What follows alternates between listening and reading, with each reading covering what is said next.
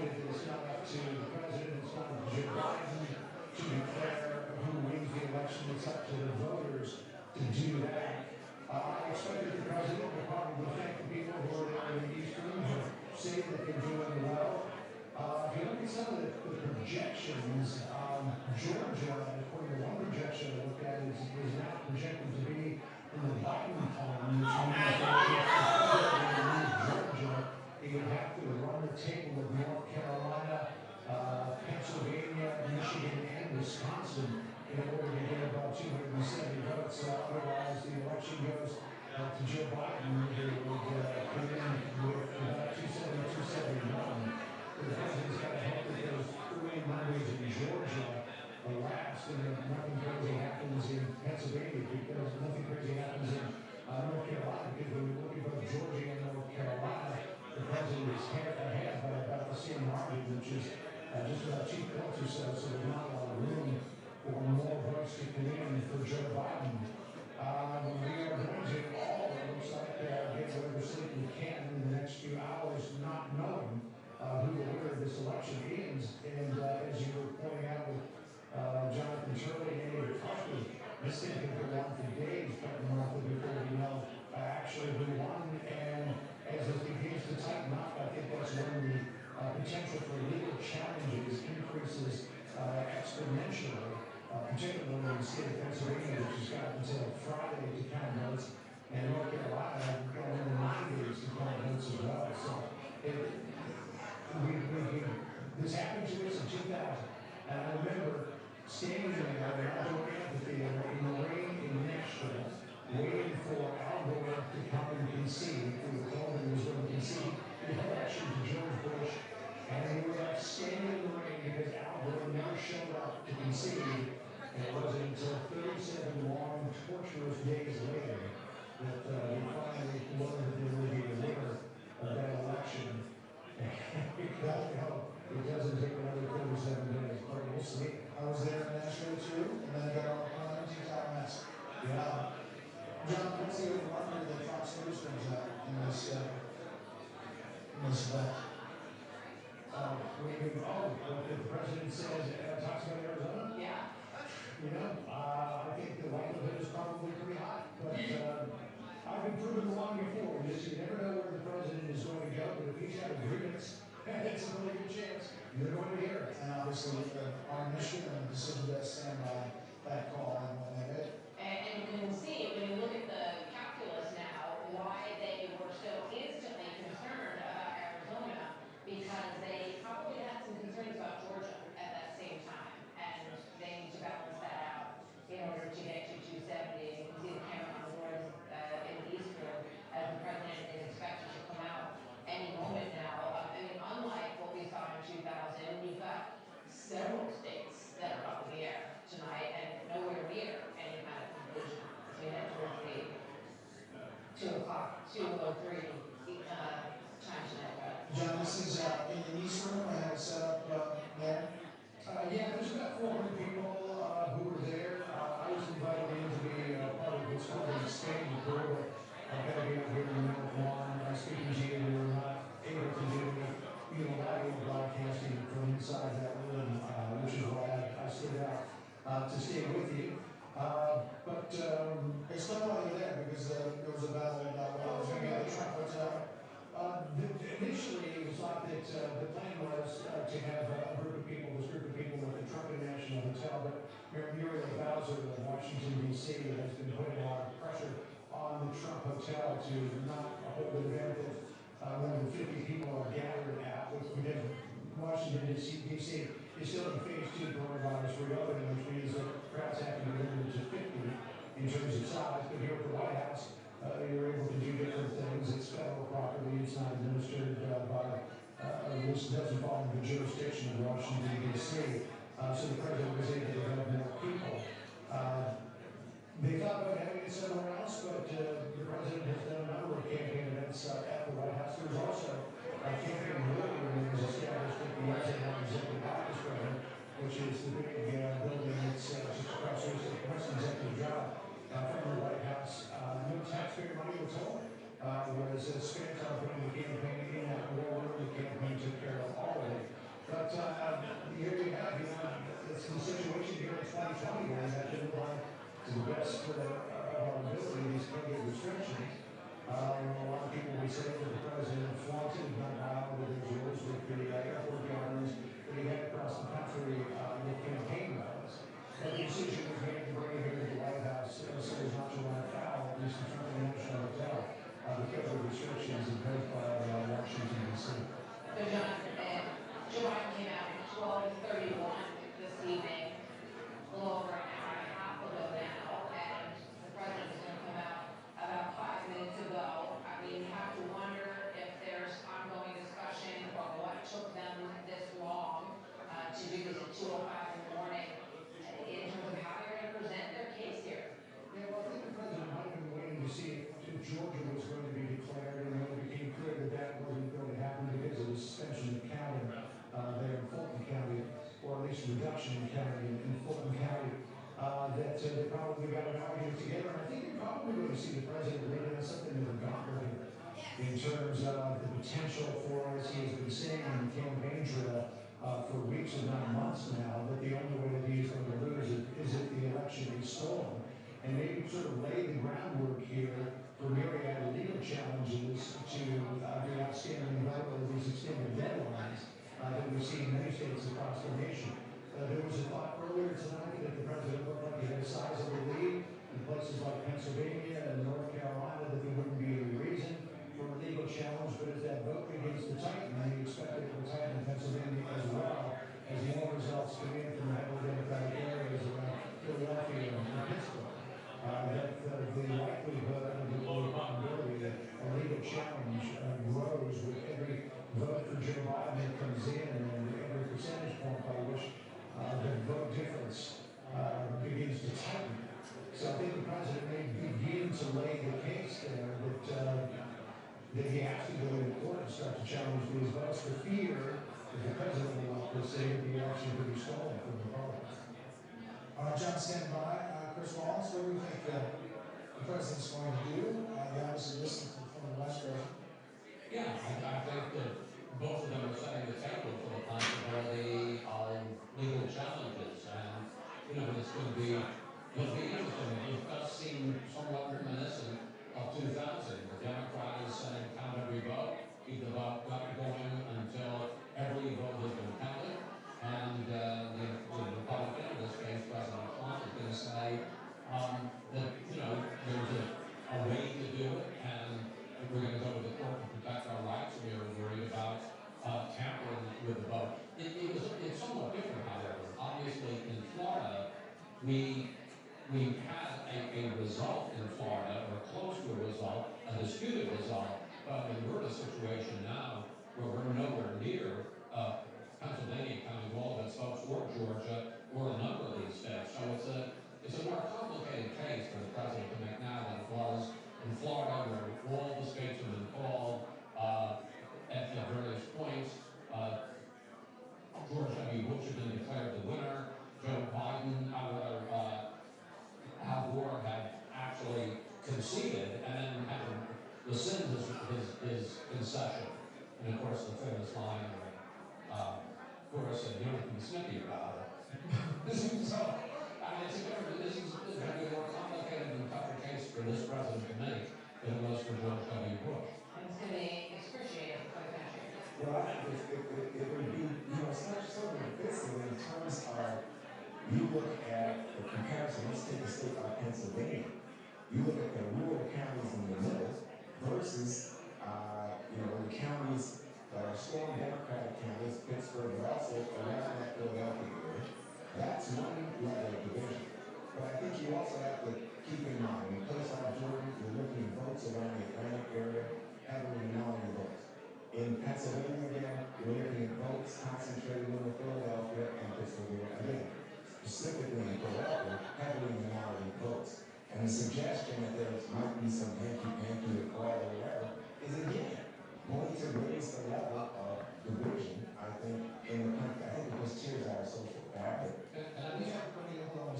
We have under 2 minutes now before the president, but we do have a call to make. The decision desk is now calling the Montana Senate race for the incumbent Steve Jones.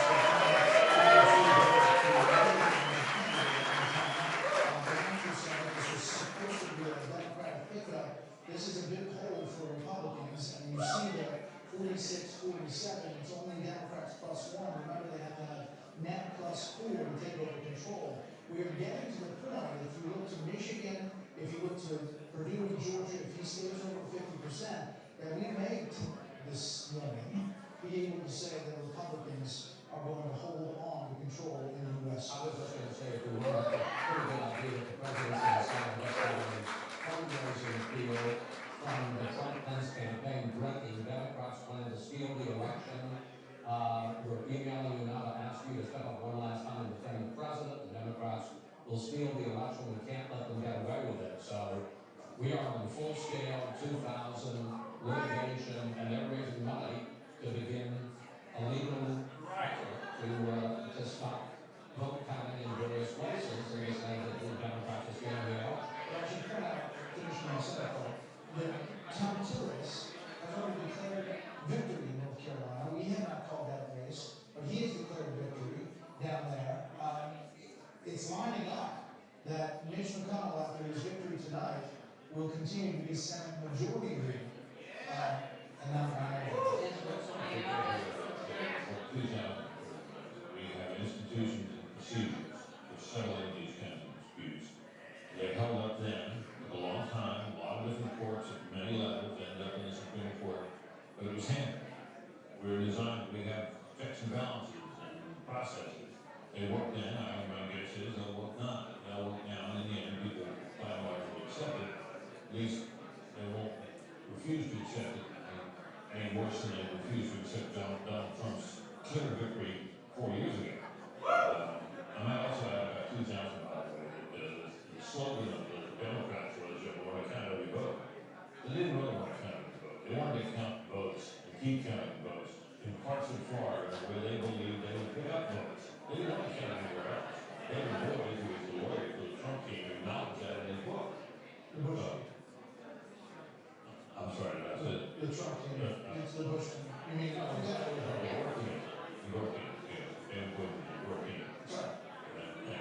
You said in the book that they want to post some kind of Well, that's what's going to happen here too. Yeah. Don't you think that you're going to start saying, well, you can count them here or don't count them there, and there'll be obviously objections to what's going on in Philadelphia or what's going on in Georgia now in Fulton County. I wish I were as optimistic as you, and certainly I don't think the country's going to come apart about it. That's what I'm saying. This is the last thing the country needs. I mean, so many people are close to a political nervous breakdown, and it seems to me this is going to put us closer to the edge.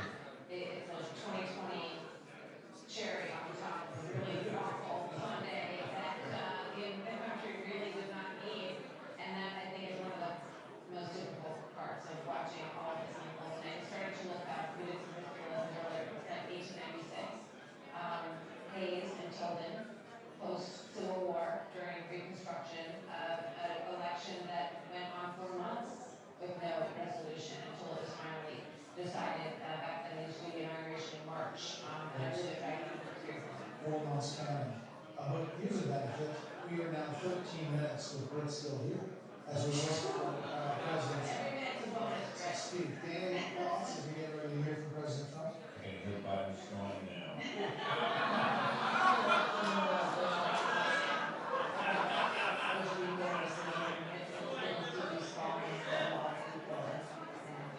We all remember it, we were there covering it. I went to bed at night thinking President Bush had won, and woke up in the morning with my husband saying, I'm so sorry I didn't win. And, it still weighs heavy on people's minds, and at the time, there was no incumbent in the White House. And one thing that's really different about this little setting, where President Trump is going to be speaking from the East Room of the White House, just below the residence, that he calls home, the people's house. I think that feels a little bit different tonight. Well, that's a bit different for the Republican National Convention. The final speech on Thursday night to be on the South Lawn, we were there, and this White House for this president, in an age of COVID-19, has been the place where he is delivering the big moments. And this is obviously one of the biggest as he tries to hold on to a re-election. Yeah, he has been forced to do all of these events right at the White House, and it is his home and his residence, and he does gain the advantage of being able to have this amazing backdrop and very presidential environment for these big moments. Can I just say something? I mean, we need to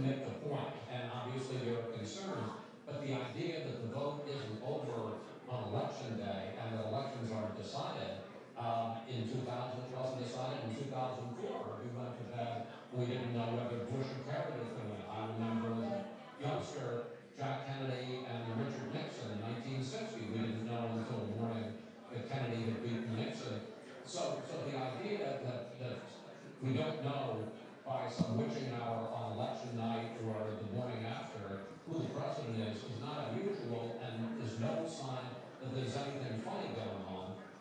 And you know, perhaps when the vote is counted in all of these places, there are 6 major states that are still undecided. It may be that without Pennsylvania, one of these gentlemen is able to win, and we're able to win this litigation. I hope so, but as you say, Martha, it's 2020. It took till 3:30 in the morning in 2016 for us to make that final call, to call for the 45th president of the United States. This moment, it's fraught with a lot of things, but really just getting it done in each one of these states is the deal that these state election offices have to do. Right, so earlier we were discussing this and, you know, the lawyers came in and I think Virginia made the point, these decisions about how elections are conducted are set by the state legislatures. But what we're seeing in the current atmosphere is state election officers make provisions for people to vote in which they bias or possibly because, they get a time and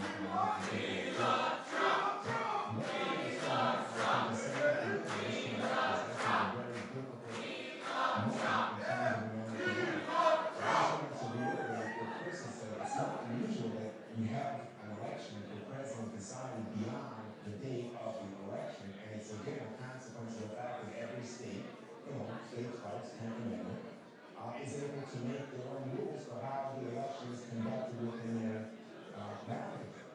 By the way, Monica, I was so impressed that you knew about Rutherford B. Hayes' children and how that decision was decided. Just don't show yourself. That's how we got President Hayes. That's how we got President Hayes. Yeah.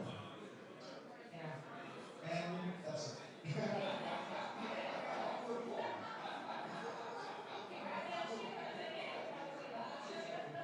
20 minutes and 2-minute warnings for He has a way that he wants to say things, and the lawyers have a way that they want him to say things. So that's why you got the teleprompters there, because you don't want him to say something that is going to be used against him in court if this does go to any sort of a court situation. So you're saying this is not a real operation? This is not a rally. I will say that.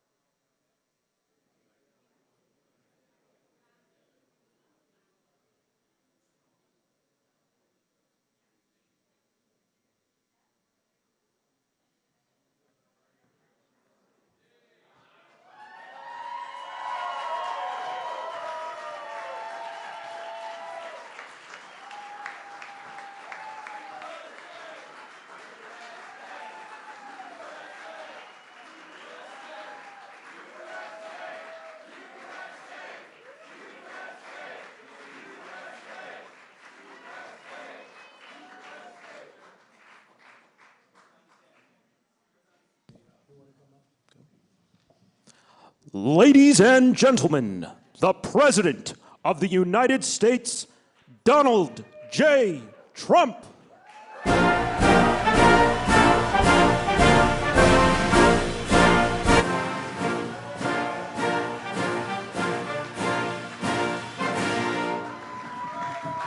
Well, thank you very much. Thank you. Thank you very much. Please sit. Thank you. This is without question the latest news conference I've ever had. Thank you. Thank you. I appreciate it very much. And I want to thank the American people for their tremendous support. Millions and millions of people voted for us tonight. And a very sad group of people is trying to disenfranchise that group of people, and we won't stand for it. We will not stand for it. I want to thank the First Lady, my entire family, and Vice President Pence, Mrs. Pence, for being with us all through this. And we were getting ready for a big celebration. We were winning everything, and all of a sudden it was just called off. The results tonight have been phenomenal, and we are getting ready. I mean, literally, we were just all set to get outside and just celebrate something that was so beautiful, so good, such a vote, such a success. The citizens of this country have come out in record numbers. This is a record. There's never been anything like it. To support our incredible movement, we won states that we weren't expected to win. Florida, we didn't win it. We won it by a lot. And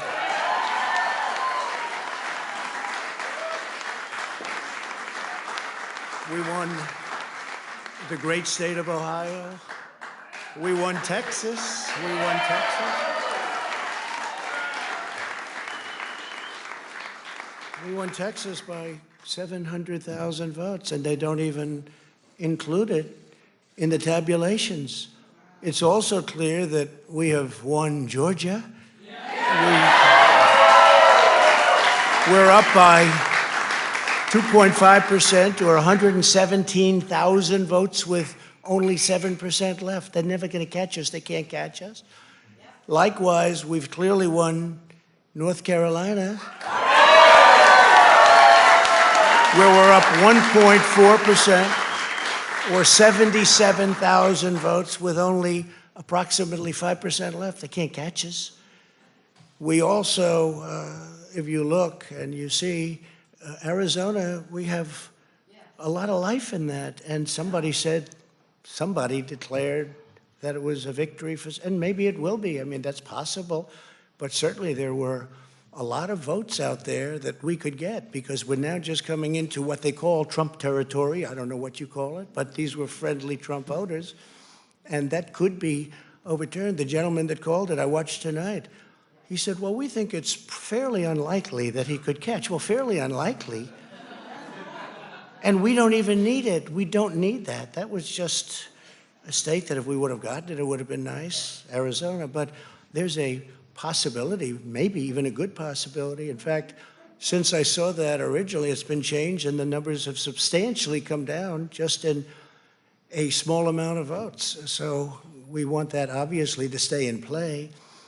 But most importantly, we're winning Pennsylvania by a tremendous amount of votes.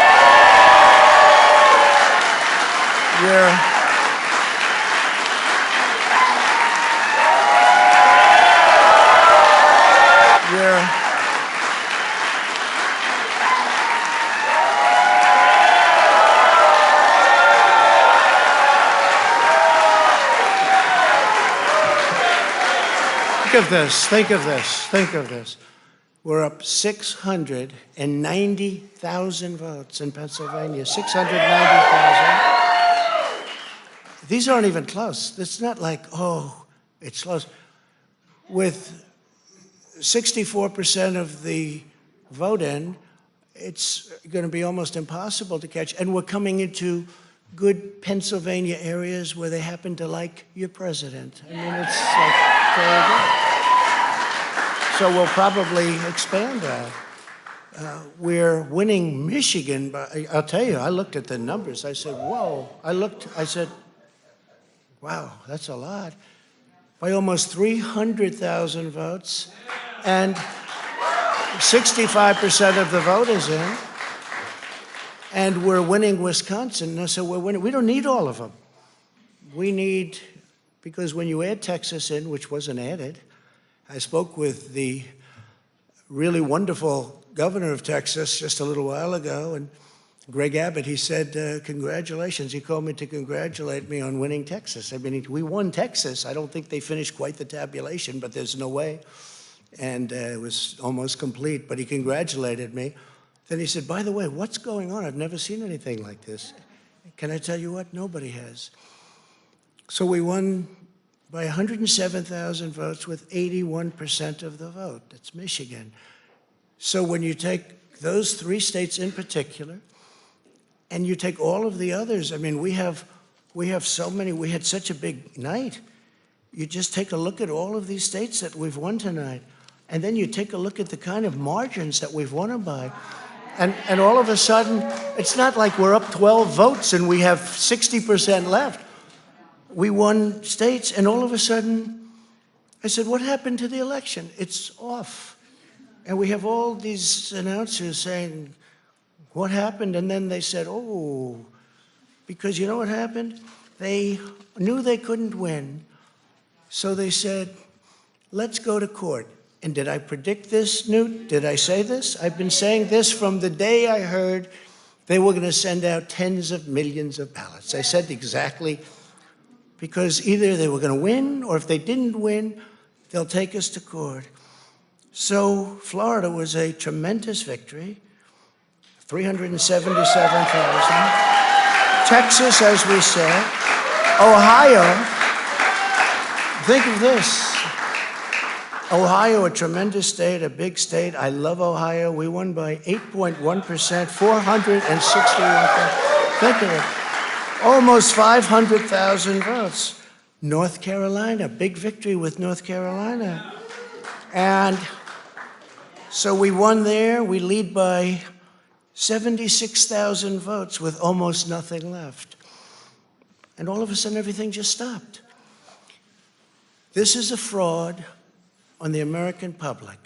This is an embarrassment to our country. We were getting ready to win this election. Frankly, we did win this election. We did win this election.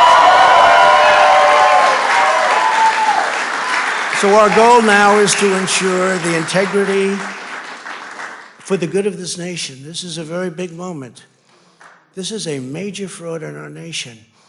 We want the law to be used in a proper manner. So we'll be going to the U.S. Supreme Court. We want all voting to stop. We don't want them to find any ballots at 4 o'clock in the morning and add them to the list, okay? It's a very sad moment. To me, this is a very sad moment, and we will win this, and we, as far as I'm concerned, we already have won it. So I just want to thank you, and I want to thank all of our support. I want to thank all of the people that worked with us, and Mr. Vice President, say a few words, please. Please.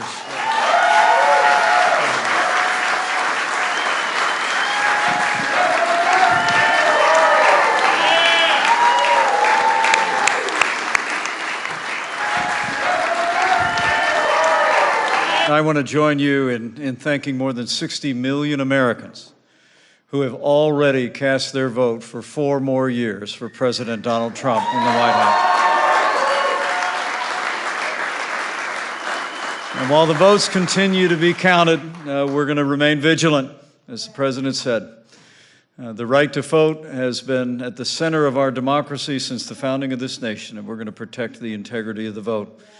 But I really believe with all of my heart, with the extraordinary margins, Mr. President, that you've inspired in the states that you just described, and the way that you launched this movement across the country to make America great again, I truly do believe, as you do, that we are on the road to victory and we will make America great again. Thank you, Mr. President. Thank you very much, everybody. America great again. Thank you, Mr. President.